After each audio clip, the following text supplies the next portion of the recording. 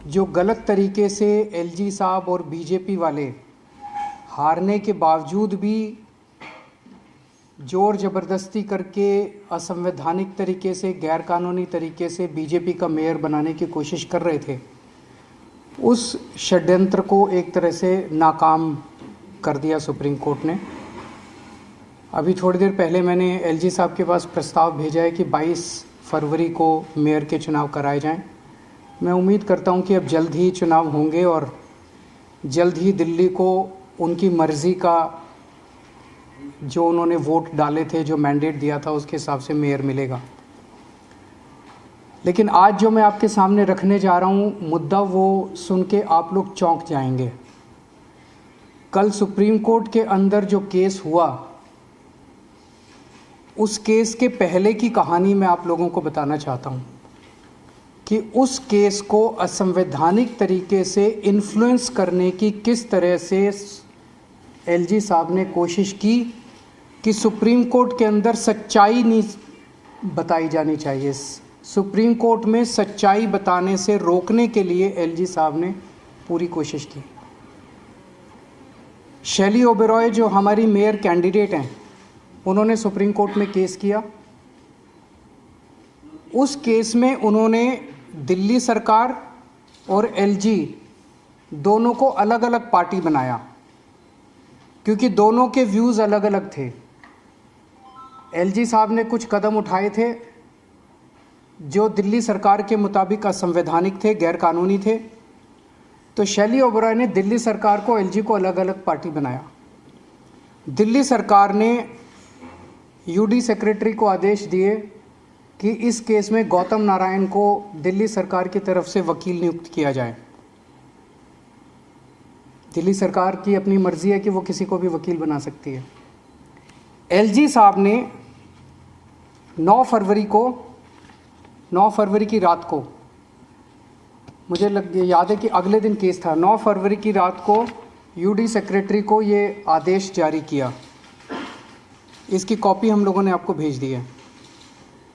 इसका second paragraph अगर आप पढ़ेंगे तो एलजी साहब ये कह रहे हैं कि honourable lieutenant governor has desired that urban development department shall defend this petition. उन्होंने कहा, एलजी साहब ने, कि पहली चीज़, आप मेरा वकील ही दिल्ली सरकार का वकील भी लगाइए। श्री तुषार मेहता एलजी साहब के वकील थे। दिल्ली सरकार के अफसर को आदेश दिया गया कि तुषार मेहता को ही दिल्ली सरकार का वकील भी लगाइए। तेरा वकील तो तेरा वकील भी मेरा वकील और मेरा वकील भी मेरा वकील।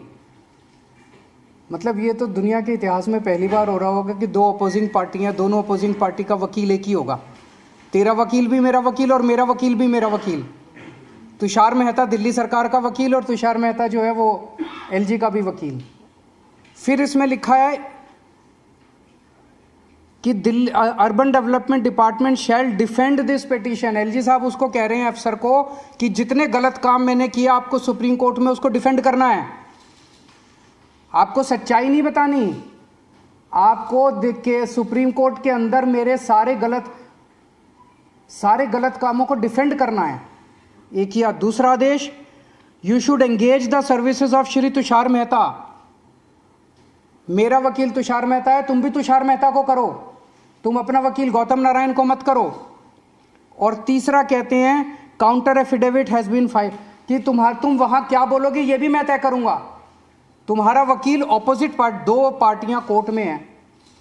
एक पार्टी अपनी दादागिरी, अपनी गुंडागर्दी, अपने पद का दुरुपयोग करके दूसरी पार्टी को कहती है कि तेरा वकील भी मैं तय करूंगा, तेरी सबमिशंस भी मैं तय करूंगा और तू मेरे पक्ष में बोलेगा। ये क्या है? तो ये दो डायरेक्शन जब उस अफसर के पास गई, उस अफसर को दिल्ली सरकार के मनीष सिसोदिया जी ने डायरेक्शन दी कि आप गौतम नारायण को कीजिए, एलजी साहब ने डायरेक्शन दी कि आप तुषार मेहता को कीजिए। वो बेचारा अफसर, आप सोच सकते हैं क्या करता। उसके पास कोई चारा नहीं था, उसने तुषार मेहता जी के पक्ष में अपना वकालतनामा दी। दिल्ली सरकार का वकालतनामा भी तुषार मेहता जी के पक्ष में दे दिया। क्यों दिया? उस अफसर के पास 2 ऑर्डर थे। एक दिल्ली सरकार के मंत्री का ऑर्डर था जिसके अंडर में वो काम करता है, उसका एलजी से कोई लेना देना नहीं है उस अफसर का। और एक एलजी का ऑर्डर था। एलजी कह रहे हैं तुषार मेहता को वकील लगाओ, मंत्री जी कह रहे हैं, उसके अपने मंत्री जी कह रहे हैं कि गौतम उसने तुषार मेहता के वकालत के पक्ष में वकालतनामा दे दिया। तो तुषार मेहता सुप्रीम कोर्ट के अंदर दोनों पार्टियों की तरफ से खड़े थे, दिल्ली सरकार की तरफ से भी खड़े थे और एलजी साहब की तरफ से भी खड़े थे।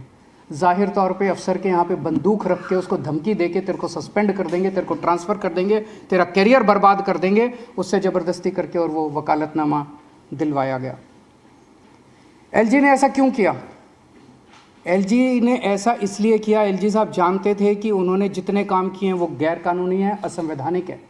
अगर सुप्रीम कोर्ट के अंदर उनकी पोल खुल गई तो एलजी मुंह दिखाने के लायक नहीं बचेंगे। इसीलिए उन्होंने गुंडागर्दी करके, अपना पद का दुरुपयोग करके उन्होंने दोनों पक्षों का वकील एक करवाया, दोनों पक्षों का काउंटर एफिडेविट एक करवाया। तो इससे साफ साफ जाहिर है कि सुप्रीम कोर्ट में सच को छुपाने के लिए एलजी साहब ने ये सारा षड्यंत्र रचा।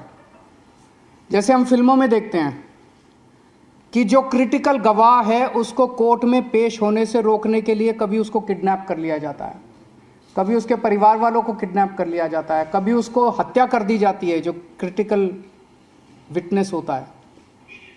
ये बहुत बड़ा गुनाह है, ये क्राइम है। एलजी साहब ने जो किया वो वही काम किया कि एक पार्टी के सच्चे